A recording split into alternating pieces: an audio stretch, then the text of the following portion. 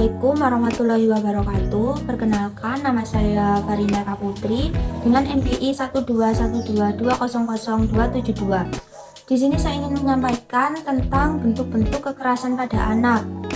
Dari berita yang saya dengar bahwa sekarang ini banyak kasus kekerasan pada anak yang dilakukan oleh orang dewasa, entah itu orang tua, guru, tokoh masyarakat, saudara, ataupun oknum-oknum tertentu. Padahal di negara kita ini, yaitu Indonesia, sudah ada hukum yang mengatur tentang perlindungan anak dan tidak boleh melakukan kekerasan pada anak.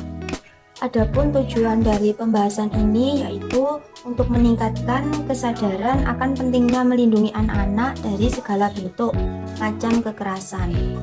Segmen atau audiens yang ingin saya tuju ini dari berbagai pihak, termasuk orang tua, lalu pendidik profesional kesehatan, pemerintah, LSM, tokoh masyarakat, guru TPQ, dan juga masyarakat umum. Untuk pembahasan yang pertama, kita akan masuk ke pengertian kekerasan pada anak. Jadi, kekerasan pada anak disebut juga dengan child abuse, yaitu semua bentuk kekerasan terhadap anak yang dilakukan oleh mereka yang seharusnya bertanggung jawab atas anak tersebut atau mereka yang memiliki kuasa atas anak tersebut yang seharusnya dapat dipercaya, misalnya orang tua, keluarga dekat, dan juga guru. Lalu yang kedua ada faktor pemicu kekerasan pada anak. Ini ada 3 faktor yang akan saya bahas. Yang pertama, faktor individu. Ini meliputi masalah psikologis atau kecanduan pada pelaku. Lalu yang kedua ada faktor keluarga, berupa ketidakstabilan rumah tangga, kurangnya pendidikan orang tua, dan tekanan ekonomi. Lalu yang ketiga ada faktor sosial. Ini mencakup kurangnya pemahaman tentang pentingnya pengasuhan yang positif, juga dapat berkontribusi pada terjadinya kekerasan. Yang pertama, ada kekerasan fisik. Kekerasan fisik adalah kekerasan yang dilakukan dengan melukai bagian tubuh anak seperti memukul. Yang kedua, ada kekerasan emosional. Adalah bentuk kekerasan non-fisik yang membahayakan keberfungsian kognitif, psikologis, maupun fisiologis individu. Contohnya mengkritik, membandingkan, serta menghina. Yang ketiga ada kekerasan seksual, merupakan semua tindakan yang dilakukan dengan tujuan untuk memperoleh tindakan seksual dengan menggunakan paksaan. Dan yang terakhir ada penelantaran. Penelantaran anak adalah praktik melepaskan tanggung jawab dan klaim atas keturunan dengan cara yang ilegal. Di sini ada dampak fisik. Ini meliputi cedera, penyakit kronis, dan perkembangan fisik yang terhambat. Kemudian ada dampak psikologis yang meliputi trauma, depresi, kecemasan, dan gangguan stres pasca trauma.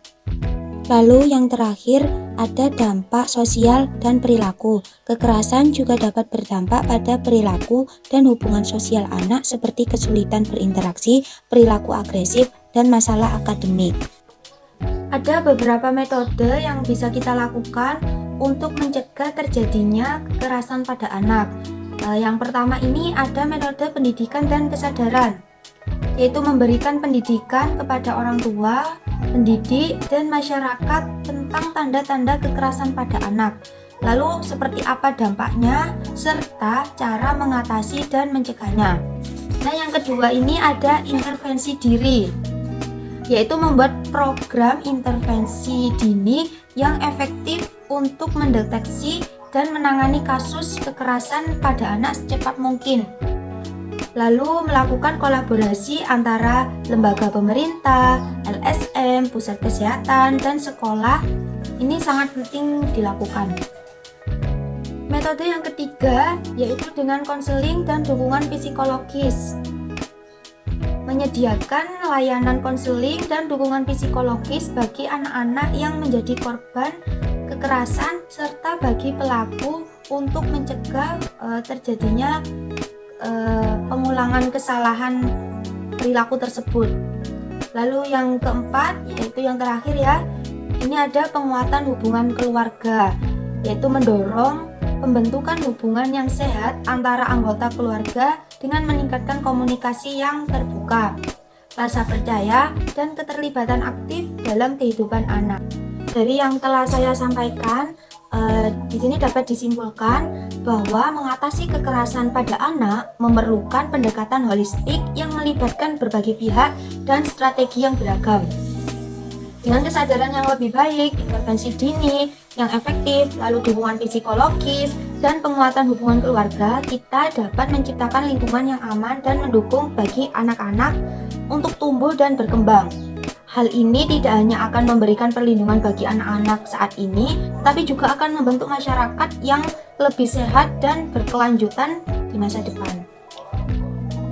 Sekian yang saya sampaikan, semoga apa yang saya sampaikan bisa bermanfaat untuk para pendengar, dan bila ada salah kata mohon maaf. Wassalamualaikum warahmatullahi wabarakatuh.